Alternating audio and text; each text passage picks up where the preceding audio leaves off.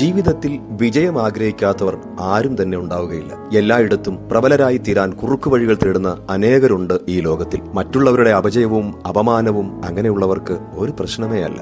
ഏതു വിധേനയും തങ്ങളുടെ ശക്തി സമൂഹത്തിൽ ഉയർത്തിക്കാണിച്ച് പ്രശസ്തരാകാൻ അക്കൂട്ടർ വെമ്പൽ കൊള്ളുന്നു. കുതന്ത്രങ്ങളിലൂടെ നേടിയെടുക്കുന്നതിനൊന്നും നിത്യമായ നിലനിൽപ്പില്ല എന്നതാണ് ചരിത്ര സത്യം. ദൈവമക്കളായി ജീവിക്കാൻ ആഗ്രഹിക്കുന്നവർ ദൈവഹിത പ്രകാരമുള്ള വിജയങ്ങൾക്കായും ശക്തിക്കായും കാക്ഷിക്കുന്നു. അവർ ദൈവത്തിൽ ആശ്രയിക്കുന്നു. തന്നിൽ ആശ്രയിക്കുന്നവരെ അകറ്റിക്കളയാതെ ആശ്ലേഷിക്കുന്നവനാണ് നമ്മുടെ കർത്താവ്. സ്വന്തം ശക്തിയും ബലവും കഴിവുമൊക്കെ പലപ്പോഴും ഫലപ്രദമാകാതിരിക്കുമ്പോൾ ദൈവത്തിലെ ആശ്രയം നമുക്ക് ബലം പകർന്നു തരും. അതിന് നാം എപ്പോഴും ദൈവത്തോടുകൂടെ ആയിരിക്കുക.